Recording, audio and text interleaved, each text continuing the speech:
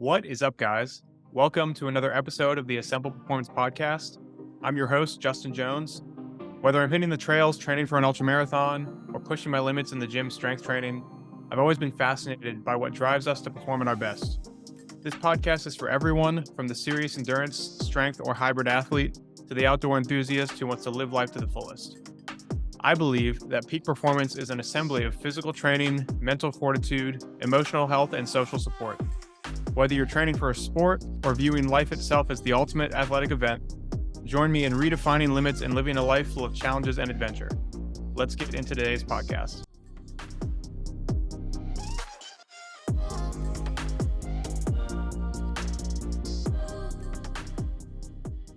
What's up, guys? Welcome to another episode of the podcast. Today we have Alyssa Ford on the podcast. Alyssa is a doctor of physical therapy, a running coach, and a strength and conditioning specialist who specializes in working with runners.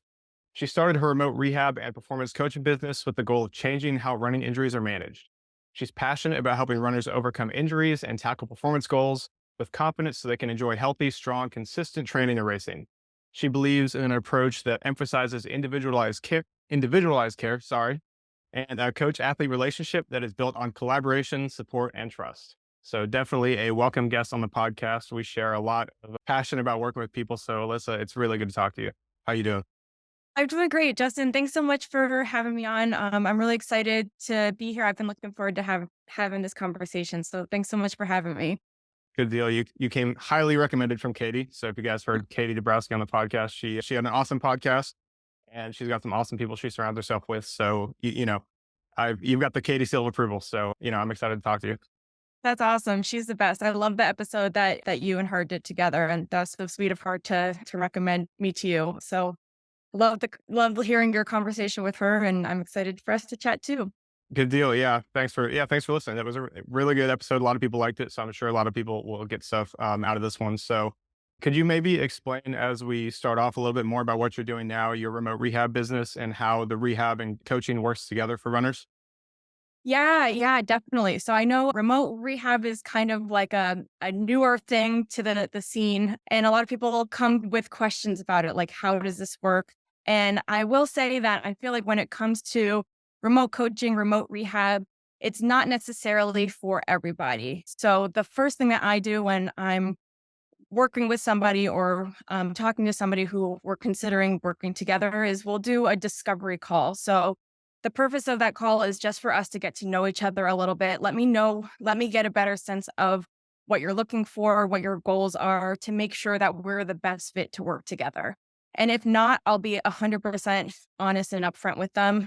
Okay, I think you might benefit from a more in-person type therapy. Let me find some referrals in your area. Let me point you in the right direction of some resources. So I never want to leave anybody empty-handed, but I do I do think that remote rehab can be really valuable, but it's not necessarily for everybody. And there are some situations that require more hands-on care. And so for those, there's referrals and really fantastic in person clinicians that can work for them. But as far as how the remote rehab side of things works, and the reason why I think that remote rehab can be really great for a lot of people is because it allows somebody to work with a specialist. So a lot of the remote rehab specialists that you'll see have kind of a niche that they work with. So I work exclusively with runners. That's all I see. That's what I'm passionate about. That's what I've taken a deep dive into learning about. So I feel really well equipped to provide quality care for runners. And I know there's other rehab specialists out there that have other niches. So if someone comes to me as a power lifter, okay, I'm probably not the best person for you, but I can refer you to somebody who would be a really good fit. So it allows that specialization of care. And it also, people are really busy.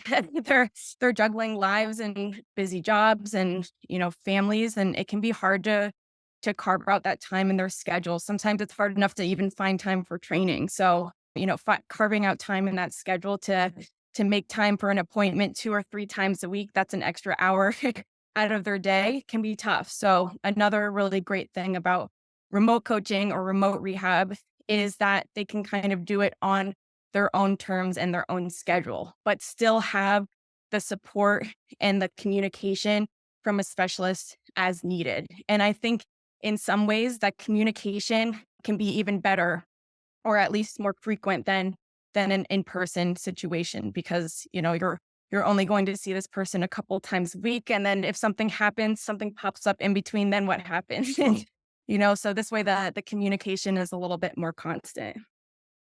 Yeah, definitely. And for people who, I grew up in a very rural area, having Yeah. access to PTs that specialize in things is pretty rare.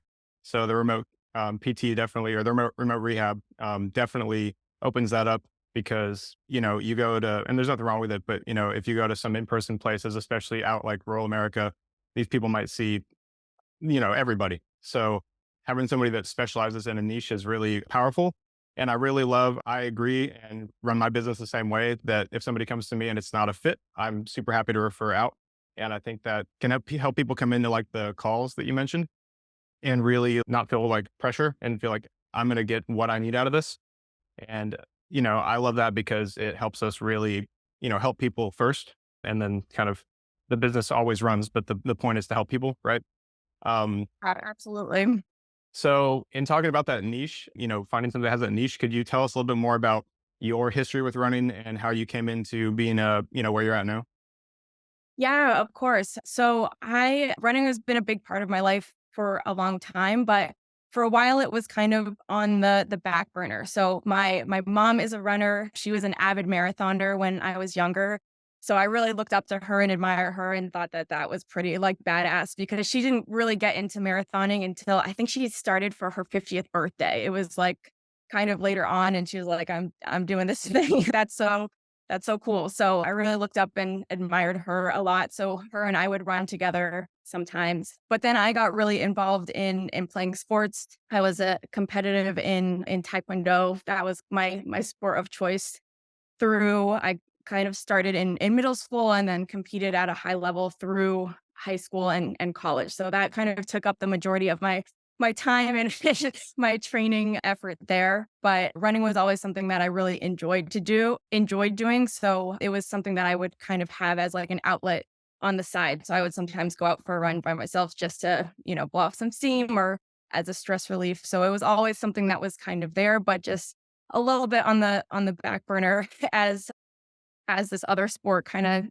took up a lot of my time, and then so I was competitive in Taekwondo through high school and high school and college, and then after college, I made the decision to go to PT school, and I knew that training at the level that I was for Taekwondo at the time just wasn't sustainable anymore, so I made the decision to step away from training competitively and I went through something that I think a lot of athletes, when they step away from their sport, go through, where I just felt a little bit lost. I really miss feeling like an athlete and having something to train for. It was such a big part of my identity and a big part of my life for so long that I was like, I need to find something else to kind of fill that hole that it left. So I turned to distance running as something that was a challenge and something that was kind of out of my comfort zone. The farthest I'd ever run before that point was probably like 3 miles. So I was like, I'm going to sign up for and train for my first half marathon. So that was kind of my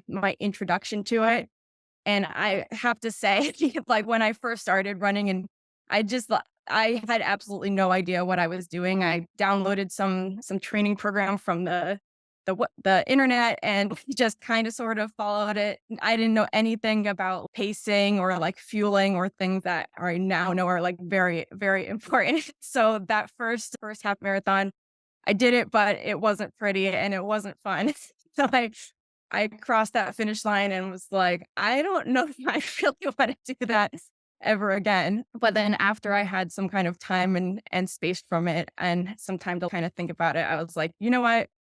That's something I'm really proud of. It's still a big accomplishment. I think there's just a way that I could do it better than what I just did. So that kind of started my deep dive into learning more about running and training and getting really involved in the running community. I wouldn't unmute. Yep, no, you're good. Um, no, I haven't muted that way. If I type something down, my keyboard's kind of loud. So, anyways, I love just starting and getting into it. Like you said, with your half marathon, I've got an athlete I just onboarded who did that last year for a marathon. He'd never run before in his life, and he just ran a marathon after 12 weeks.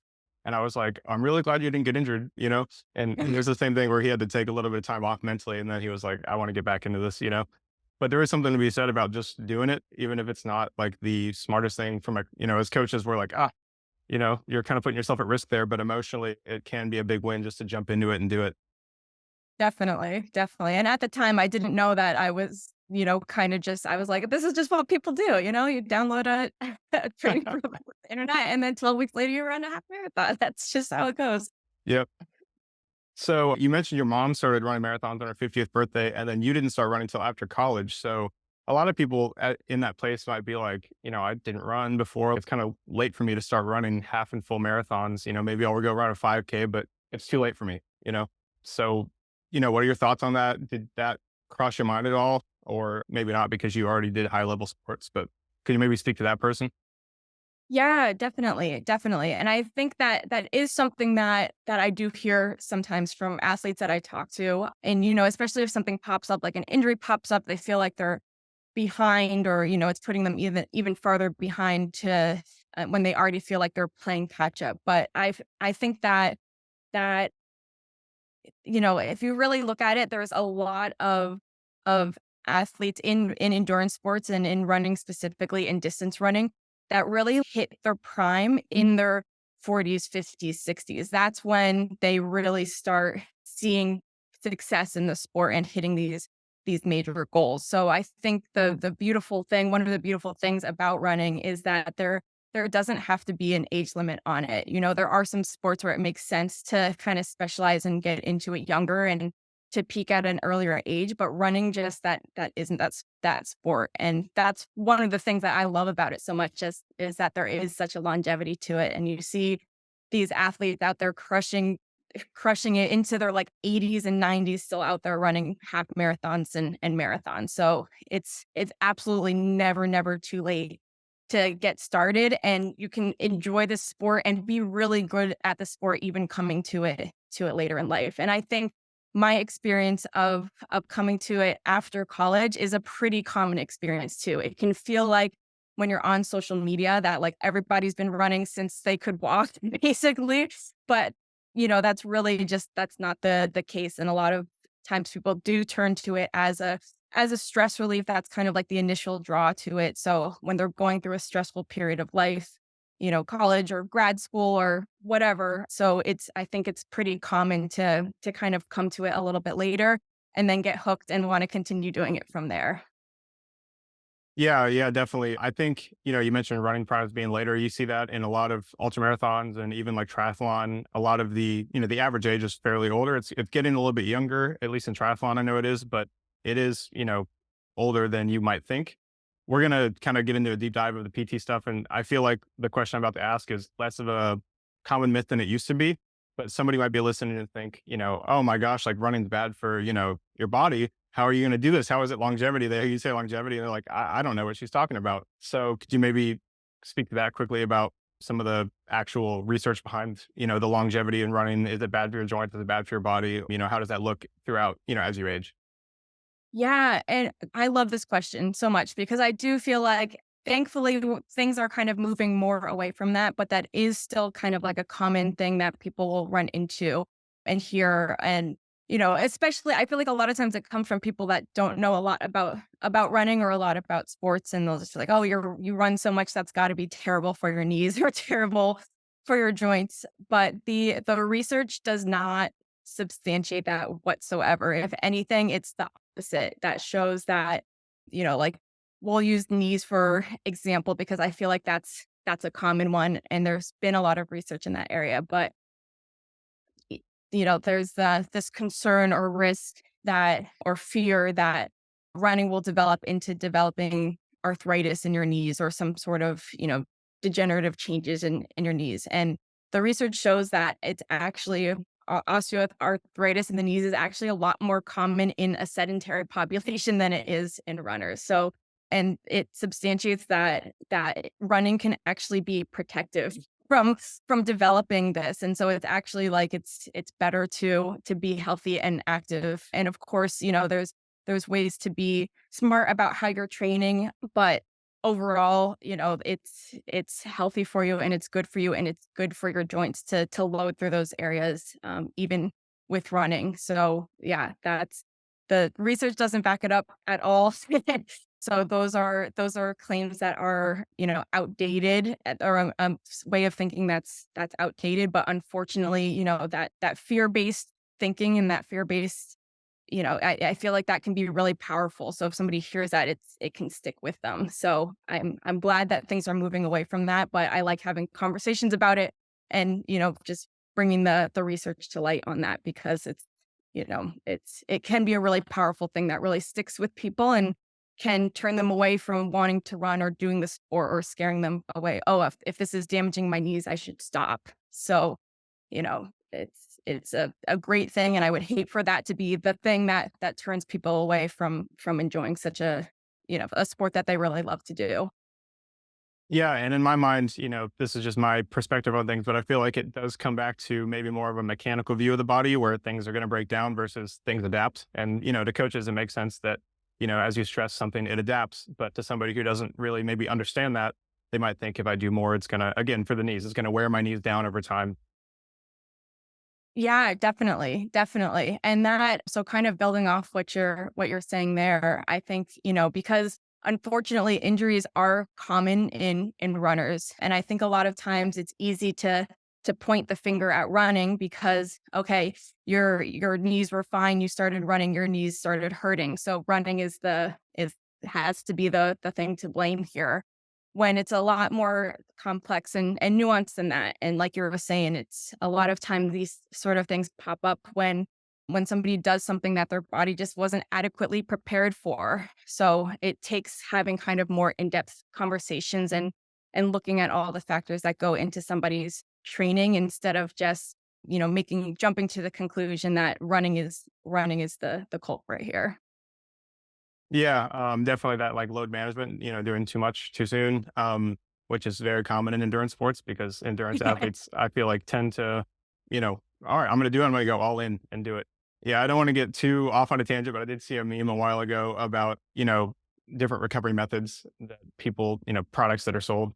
And it was talking about how, you ran too much, had an injury, started using these things. Oh my gosh, these things made it better. And you forget that you also stopped running when you started using those things. And then you slowly progress back into it. And you kind of attribute it to this product you bought when really you pulled your training back and then smartly progressed in the background. And it's, oh, like that didn't do it. Right, right. I feel like that does kind of happen a lot too. It's, "Oh, I've found this, like, magic hack, that this thing that made me better." But it's, no, it's just because you took away running for a little bit and then built back carefully is really what helped you here. Yeah. Before we start diving real deep into running, I'm really interested in your like collegiate taekwondo. I've never met somebody that's done taekwondo at a high level. So how was that? Could you maybe talk to that a little bit? Yeah, it was great. I loved it. It was, hard to balance. I think I really enjoyed it a lot when I was in high school, and, a lot of the things that you learn through taekwondo, it's very based on discipline and respect. So there's a lot of kind of principles that it's based on that are really great to learn and have, like, instilled at a young age. I think when I got into college, it was a lot harder to balance. I was kind of torn between the wanting to be involved and more social and, enjoy having a college experience, but also still doing this, like, very rigorous training. And I think something else that was challenging to balance at that time too is, it's a sport that competes with weight divisions, and the weight class that I competed in, I had to cut weight for it. And that, as a high schooler and but especially in college, where my nutrition habits were questionable, and, that was really, I don't think, the healthiest thing to put my body through. So now looking back at it, there's a lot of things that I kind of cringe and, oh, I can't believe that I actually did that and thought that was okay and, a normal thing to do. But I think I learned a lot about it and about my relationship with food, and, So it turned out okay, and there's a lot of like good things that came from it. But I think at the time there was some not so great things going on there. And it's interesting too because that the reason that I kind of got into physical therapy is I think this is like a pretty common story for a lot of people that go down the route of pursuing PT as a career. But I got injured going into my junior year of college. I tore my ACL, and at the time it was easy to kind of pin it on, oh, this was kind of like a freak accident thing. But now looking back at it and knowing what I do now, I'm like, there could have been a lot of factors that contributed to that more so than just like the impact of the injury that led to my ACL tearing, as far as nutrition habits and stress and all these things that we now know are really important to look at when it comes to injuries. Yeah, definitely. You mentioned the weight classes, and even though there's no weight classes in distance running, I'm sure that experience has helped you a lot because a lot of distance runners do mentally put themselves in a weight class, especially maybe people that start. And women generally tend to have it worse than men, but it affects everybody. Where you have this thought of I need to shed these last few pounds in this marathon prep, and then you end up under eating, and then maybe not recovering. And so I'm sure that experience has helped you as a coach a lot, knowing in a sport that has such weight classes. I just think that's an interesting experience. I also really like the differences. Like for me, I do some powerlifting and endurance sports, and I love the different cultures. They're so disparate, like on the ends of the spectrum as far as like the vibe that you get. But it's so fun to be Yeah. able to experience both of those. So I don't know. I love talking to people that kind of have done multiple different, I guess, ranges or ends of the fitness spectrum. Yeah, I think that's so true though, that each kind of sport has very much so has their own energy or vibe that they bring to it.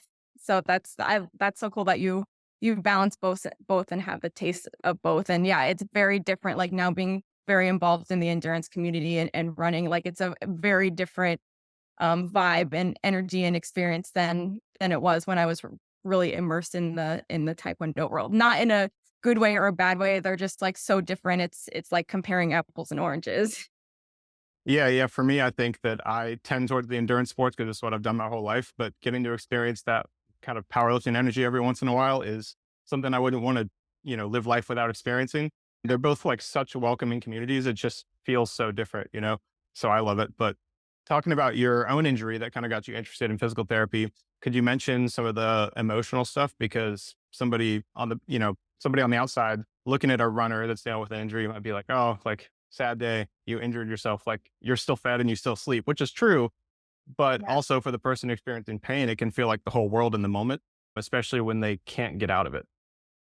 Oh my gosh, completely. And I love this question because I feel like that the mental side of dealing with an injury is huge and can be really overwhelming for people. And it's hard, like you said, when some people don't get it and don't really understand what you're going through, but to you it's like this feels like the end of the world. And that yeah, when I tore my ACL, it was leading up, it was weeks before nationals, which was like a huge competition. I'd been training really hard for months for this. And then this injury happened and I was devastated, heartbroken, and overcoming that mental side of things was really, really challenging. And I think that I got lucky in the regard that I worked with a really wonderful physical therapist. Like I just got lucky with that. I had a really great PT in my corner, and so I felt comfortable like talking to her about those things. So she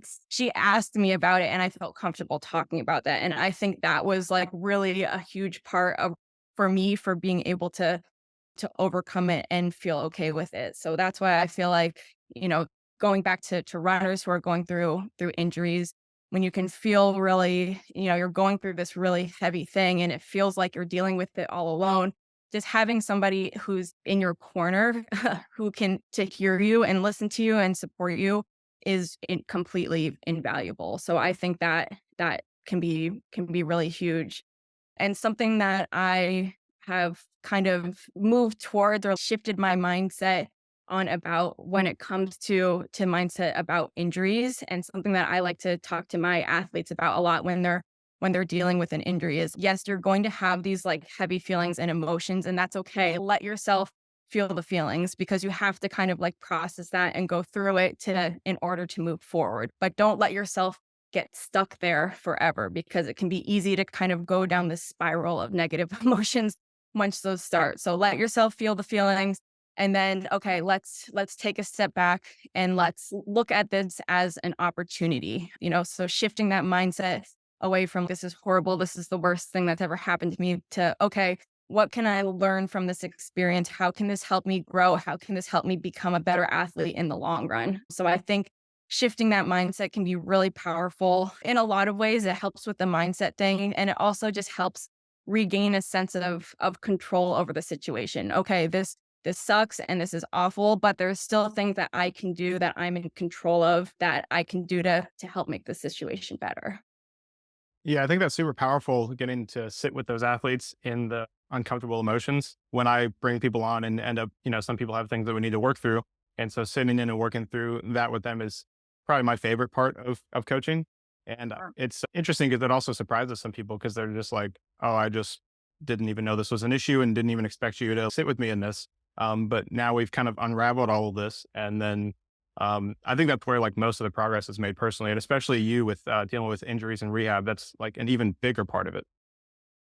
Yeah, definitely, definitely. And that's so cool that you do that with your athletes. And I feel like that is that's part of what makes a good coach is being able to, we're working with people here. You gotta tap into the human side of things. And sometimes that plays, like we think of coaching as training, but the things that people are feeling and experiencing in their life outside of training plays a really big role in training. So if you don't address those things or talk about those things or know about those things, you're leaving a lot kind of on the table in the training regard of things too. Yeah, especially just with the programming part when it comes to life stress, which I kind of wanted to touch on. You mentioned your ACL injury and how now, you can go back and think about all the other factors that may have played into it. Obviously, you can't say for sure. I immediately understand the factors you're talking about, but people listening might not. They might be left what did play into it. So could you maybe talk to what you think played into it? Yeah, and so I think when it comes to just injuries in general, so we can use my ACL tear as an example, but I think in with injuries in general, it can be easy to want to kind of like pinpoint one specific thing. Okay, this is what happened and this caused that, but a lot of times it's way more complex than that, and there's a lot of factors that can come into play to leading to an injury popping up. And the way that I like to think about it or talk about it is that like stress is stress and our body doesn't know the difference between different types of stress. So, training is stress on our bodies, but it's good stress for our bodies. But other stressors like life stressors can play a role in adding to our stress as well. And we only have a set capacity for how much stress that we can handle. And when that limit is exceeded, that's when injuries and these sort of things pop up. So this can be, and life stress is a big one if you're going through like a major life change or just dealing with a rough patch at work or you're not sleeping well, like all of those things come into play for how well you're able to tolerate stress. I think nutrition is another huge one, just fueling your body appropriately to support your sports and the demands of training that you're going through. So I think that those are really the big ones, life stress, recovery, sleep, and nutrition. So those are all major factors that can play a role in contributing to an injury developing, which I feel like hearing that can feel kind of like overwhelming because oh my gosh, there's so many different things going on. How do I deal with all of that? But I think at the same time it can also provide some reassurance, like mentioning that to people and bringing that up to people that are going through an injury, because then it's okay, this is a good thing because it also gives us a lot of things that we can focus on and work on and improve. Yeah, definitely. Do you ever, I'm going to ask a question, then give maybe a personal anecdote, but have you ever worked with anyone who has trouble accepting that they only have so much capacity? It's something that I've personally worked with, and I work with a lot of athletes who, do it as well.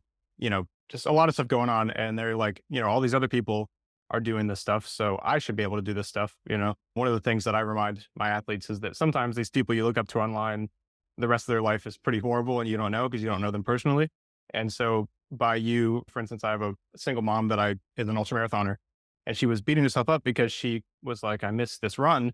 And then again, sitting with her and talking through it, her kid had something that came up, and it was like, well, you value being a mother and being present for your family over the sport. Not saying that you don't care about the sport, but you acted within your values, like your overall life values in this moment. And so why are you beating yourself up? That's not helping at all. So talking through that was super important. But anyways, I'm curious if you've ever worked with anybody in that situation and how you kind of work through that with them. Yeah, yeah, and I love that example that you just gave of, like, you made the right decision here. It's okay if you missed that run. This is more important. But I think sometimes it takes hearing that from somebody else because, we tend to be our own biggest critics and we tend to be really, like, hard on ourselves, right? I think especially athletes is just like we have to follow the plan perfectly and we have to do X, Y, and Z. Otherwise, I'm not doing enough or I'm, letting myself down or whatever. So I think sometimes, when you're in it that close, it's hard to kind of see these other things that are going on. And it takes somebody else who you trust and who cares about you telling you, like, hey, it's okay. You're you're good to, like you made the right call here. You're doing enough still to be like, okay, I feel okay with that decision. I think another and important thing to kind of talk about too when it comes to those navigating those situations is I think a lot of times that, we athletes can fall into this more like rigid mindset when it comes to training where it's okay if I'm resting then I'm missing out on training. It's like a black or white like either or kind of scenario.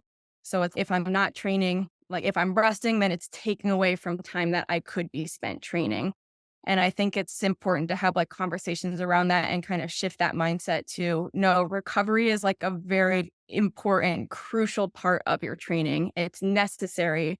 And if you allow your body and you give yourself a chance to recover, it's going to allow you to progress more and do more in your training. So just changing that mindset to look at rest and recovery in a different way as a this is something that is helpful for me and that will benefit my training instead of something that's opposing it or interfering with it in any way. So yeah, I think that's an important conversation to have when it comes to that. I was going to say something else about it, but I don't remember what else I was going to add. But I think that was the main point. Oh, just talking about sorry, No, you're good. Go ahead.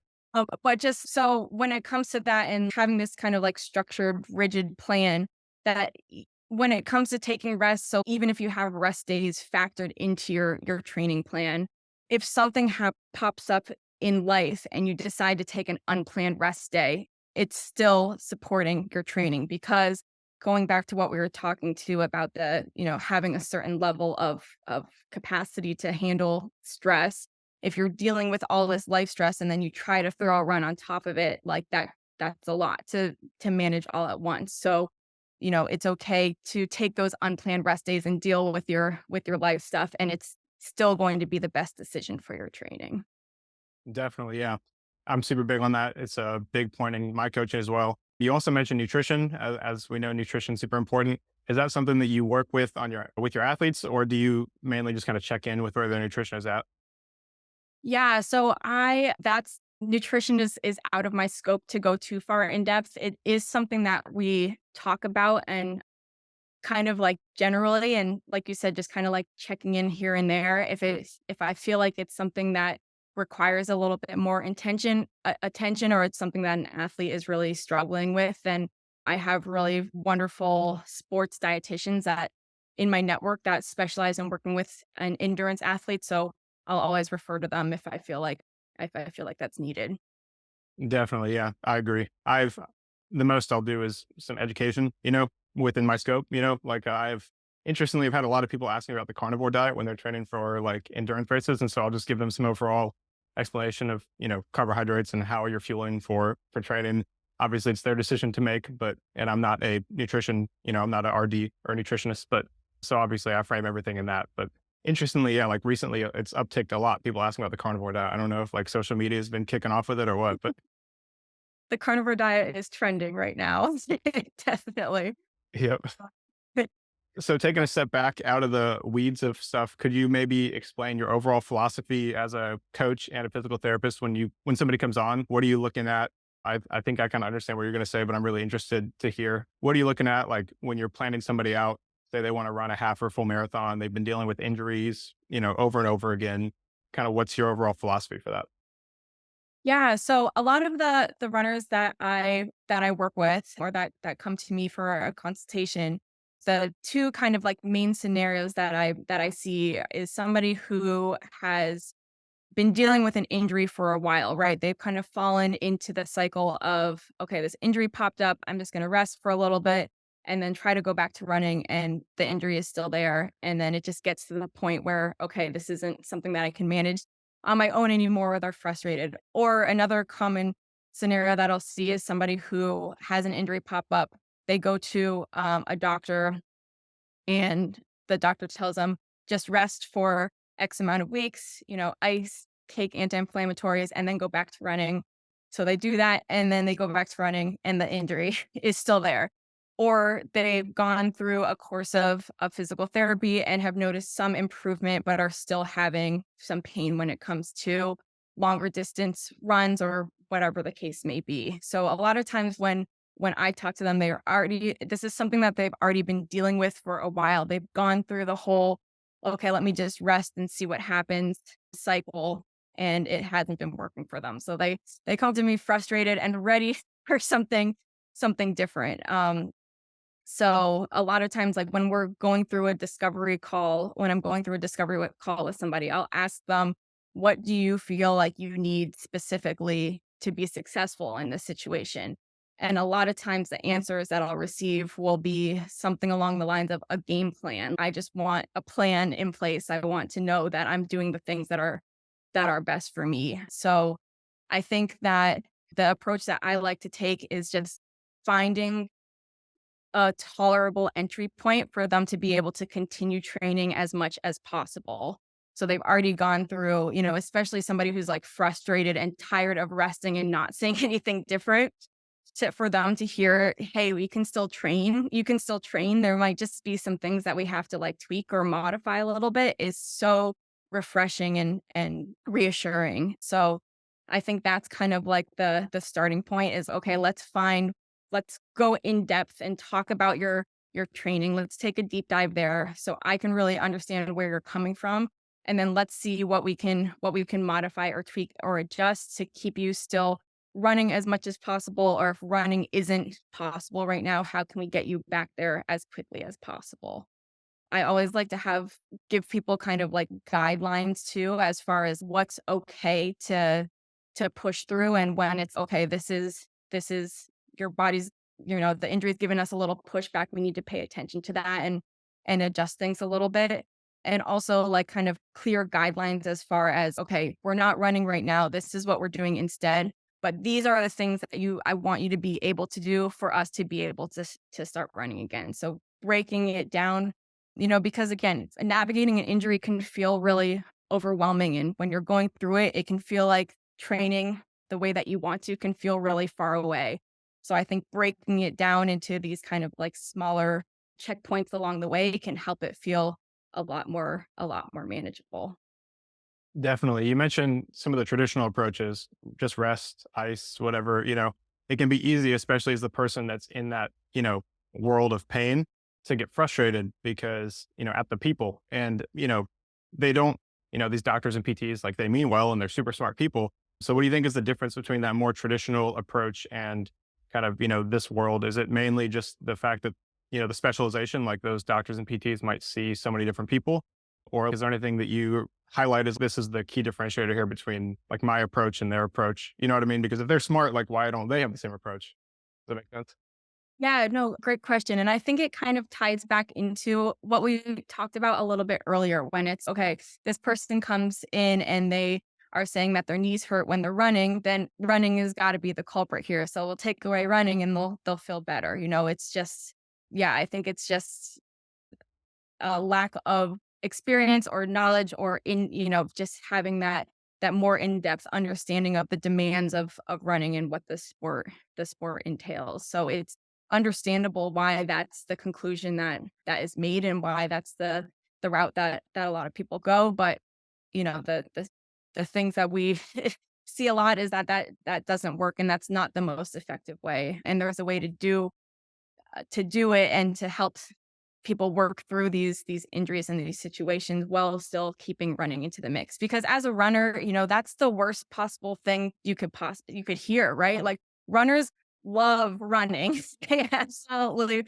eat, sleep, and breathe it. So having that taken away can be really, really devastating. Even if it's just short term for a couple weeks, it can still feel like the end of the world. And especially if they have a big race coming up or something that they're training towards, that can be really tough. So I think, yeah, when that sort of advice is given, it's kind of just a very general blanket statement, and it's not really looking at taking the time or in depth and learn about the person as an individual. So I think having that more individualized training plan can be super valuable and super beneficial for navigating these sort of situations.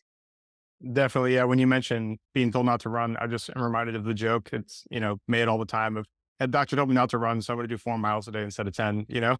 Um, when you work with somebody and giving somebody guidelines, how do you work through, maybe you mentioned people that have been injured over and over again? So I'm sure there's a lot of pain, fear around re-injury, around, oh, I feel pain, like, and then catastrophizing negative cycles. So how do you work through that with people?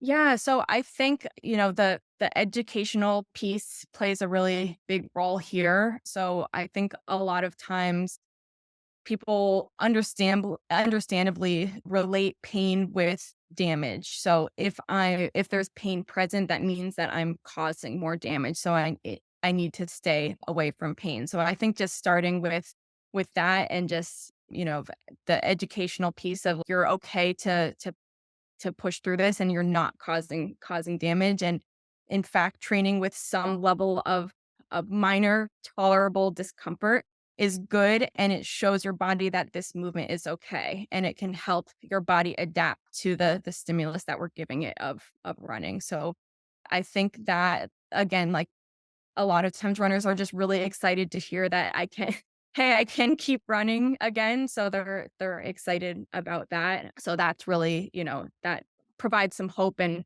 gives them some hope in the situation as well.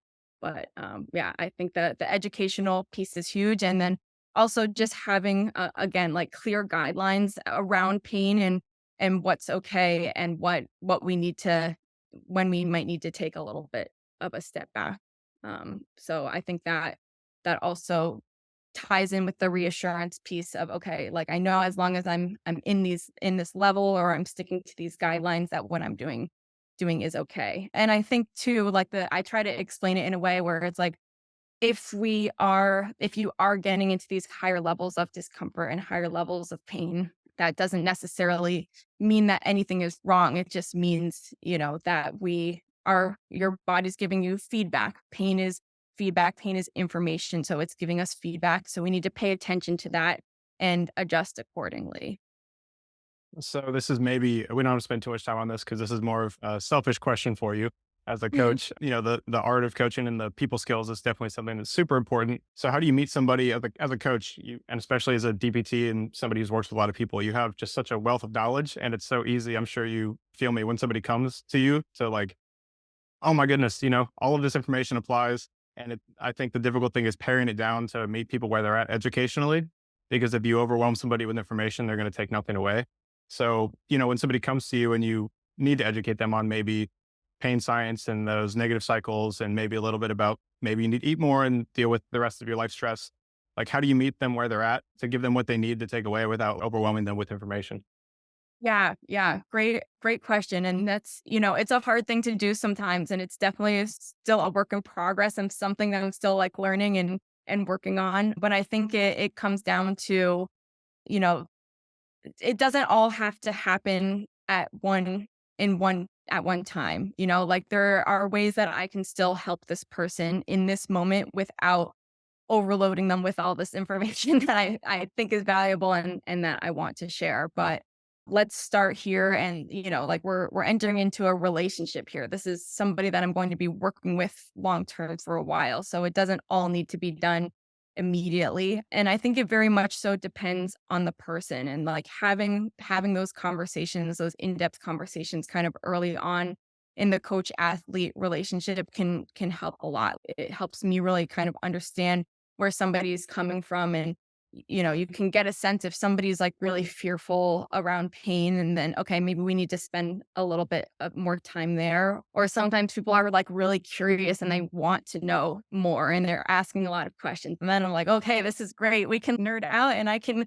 hit them with all of the information because they're genuinely interested. So I think it really just takes kind of like hearing the person and you know meeting their needs and kind of seeing where they're at and being okay with it doesn't all have to be done on day one. It's okay to kind of like, let's get started, let's find an entry point. Let's get started here. And then that stuff can wait. And then we'll bring it up as needed or as is appropriate.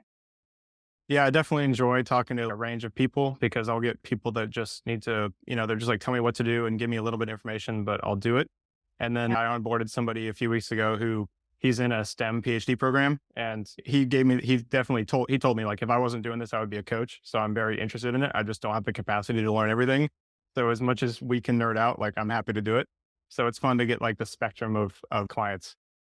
Definitely, Um, definitely. I think it's good experience for us as coaches too, to learning to adjust to different people too. Yeah, definitely. So we've talked a few times about scope of practice, about nutrition and stuff like that. Obviously, your knowledge as a PT complements your knowledge as a coach and vice versa. When it comes to kind of your approach to rehab and training, what would you say falls strictly within the scope of a PT versus just coaching, if that makes sense? Because clearly there's a lot of overlap. And for me as a coach, it's always interesting to try to figure out like, where does that scope end and where do I refer out? And I think that it's, again, always a work in progress, but I'd love to hear your thoughts on it.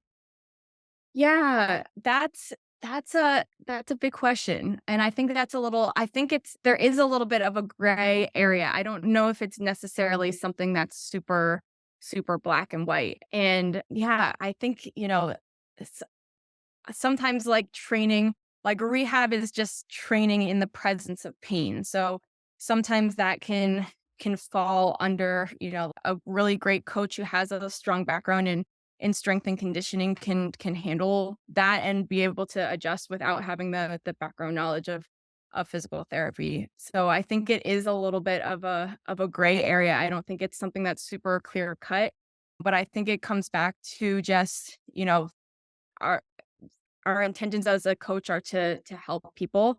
So it comes down to knowing your athletes and understanding what they're going through and being okay with referring out and asking for help if it falls out of the scope. So always just comes down to what's the best interest of the athlete, uh, but the best interest for the athlete here. Yeah, But it's yeah, definitely interesting. that's one. Yeah, yeah, it's definitely interesting to navigate too, working with people remotely because somebody's perception of what's going on might be, it could be a simple load management issue, but the person's, oh, I did this, and they've got this whole story, which could be totally reasonable. You don't know, you're a remote coach, but again, for them, they're in that pain cycle, and they're like, oh, I probably did this to it. Like, I'm gonna have to have surgery. The catastrophizing that people do, and so it can be very interesting to try to work through that remotely. And I definitely do refer out when I think it's obviously better for the person and something that's out of my scope. But again, it's always, is this a load management thing? Do I need to refer out? What if we just pull back a little bit? And it's such an interesting kind of thought process to work through with each person. Definitely, definitely. And I feel like it's the type of thing that it's better to kind of like err on the side of caution because there is a little bit of a gray zone that it's okay. If I feel like this is like maybe possibly out of my scope, I'm just going to refer out because I don't want to cross that line. I think it's, because it is kind of muddy waters, it's better to err that on the side of caution with that. Definitely. There's still a lot of gray area, or I guess waiting period, when it comes to traditional like doctors, because a lot of the times in the US, like the waiting period to get into a doctor is so long. So I've had people like, yeah, I schedule an appointment, but like my appointment is until after my race, which is 8 weeks away. And so then that becomes very interesting because then it's okay. Do you go out to somebody like yourself or like another cash based area? What do you do? What's accessible to the person? Yeah, yeah, and that's a tough situation to navigate. So I think it's definitely, I mean, these people are lucky to have you and a coach that cares so much and that is really knowledgeable in the realm of load management and pain science and those sort of things where you can kind of like give them some tools to help them work through it if it's like they're dead set on doing this race and they're not going to see the doctor till afterwards, then like it's ultimately it's the patient's or the client's decision. So we can educate and point them in the right direction, but they're gonna do what they're gonna do. So I think that having somebody like you in the corner is super valuable, and also just like having a network of people to refer to and be like, okay, I know you're frustrated not being able to get in with this person, but maybe reach out over here and maybe they can get you in sooner or be able to help you out. Definitely, yeah. And having that network is super great. And it's served my clients really well, being able to refer to people like, you know, yourself that do some of this stuff. So when it comes to running injuries, do you work mainly with like long distance runners? And would you say there any differences between what people deal with in like marathon and above training versus maybe marathon and below distance racing? Yeah, so I do work with a lot of distance runners, but not exclusively with distance runners. I kind of like working across the spectrum with different levels of runners. So I really enjoy working with runners that are kind of new to the sport as well, or just building up to a shorter distance. So there is definitely some variety there. And as far as the types of injuries, I do think that there are some injuries that tend to be more prevalent for people that are newer to running that don't have as much experience with running versus people that are more experienced. So it's not necessarily the distance that's the difference, it's just their training history and their longevity in the sport. So I think, in people that are newer to the sport, we tend to see, like a common one is like shin splints or like IT band pain. So these kind of they pop up because of under preparation for the level of training that is being done. So those tend to be injuries that are more common in newer runners, and then injuries that are kind of like common across the board or any sort of like tendinopathy. I see a lot of like Achilles tendinopathy, patellar tendinopathy, knee pain, patellofemoral type pain is really common. And yeah, so I think that's really the main difference is just knowing the type of the different types of injuries based on training experience. So if somebody is a really experienced runner and they come to me and say, I think I'm having IT band pain, my radar is up a little bit because I'm like, I don't know, you've been running for a really long time. There might be something else going on here. And I think something that always needs to be on my radar and on anybody's radar that works with endurance athletes is bone stress injuries, because those are we've talked a lot about being able to run through injuries and being able to modify training in the presence of injuries. Bone stress injuries are one of those injuries that are managed differently and that do require a period of time of rest, or at least limited, like a period away of running to allow the bone to heal. So I think always having those on our radar and being able to, screen and be aware of red flags that might kind of point to that situation is really important too. Definitely, yeah, and those bone stress injuries are super common or more common, I would say, in ultra endurance athletes like marathoners, even half marathoners or above, because just the repetitive nature of going out and pounding on your feet for hours and hours. So, yeah, it's super important. I've definitely known a lot of people that have gotten stress fractures from different things, which isn't to scare people away from running because it does take a lot of volume at times to do that. But so you mentioned in the scheduling link that you are a race director. Speaking of long distance races, race out in Montana. So could you tell us a little bit about that race, what it supports, and the distances and everything? Yeah, of course. Thanks so much for asking about that. So I'm this is my first time being a race director, so I'll lead with that. This is brand new, and I'm figuring it out and learning as I go, but I'm really excited about it. I am really passionate about the organization that I'm working with. They're a nonprofit called Warrior Transition Outdoors, and they do a lot of really amazing work working with veterans and their families transitioning back to civilian life or transitioning to civilian life. And the approach that they take is very individualized and long term. And they do a lot of work in creating these like amazing experiences and adventures in nature. And so kind of like tapping into that like the healing power of being out in nature and how amazing that can be. So that's the organization that the proceeds for this race is going to support, and they're the ones that are putting on the race and asked me to help kind of organize things. So the race takes place in Montana. The course is absolutely beautiful with like mountain views and the river, and it's gorgeous. It's like you Montana in its full glory. It's definitely a challenging race. There's a lot of elevation changes and, hills to navigate, but there's 3 different distance options. So we're doing a 50K ultra marathon, a half marathon, and then there's also a cycling option. So there's a 100-mile bike trail. So there's 3 different really cool in-person options. But there's also a virtual option for, making the trek to Montana. It's really it can, that's a big trip, but there is a virtual option, and the virtual option is free to sign up. It's really just to kind of help support and raise awareness for a great cause. And there is, it's encouraged donations are encouraged or to do some sort of like fundraising or raising awareness. But the cool thing about participating virtually is you don't have to run a specific distance. You can kind of, whether you want to run 1 mile or 100 miles, it's kind of like you choose how many miles you want to dedicate towards this amazing cause. But even for runners or cyclists that choose to participate virtually, you still get the shirts and the swag from the race. So we're doing shirts, and we're also doing dog tags. So the dog tags will be customized with your name and the details of the event on it. So kind of a cool prize for participating in that. Yeah, definitely. I'll put the link to that down in the description so people can check it out. But when is the race? Oh, sorry, that's an important detail. It's June 8th. Okay, awesome. It's the Revenant is what it's called, right? Yes, yes.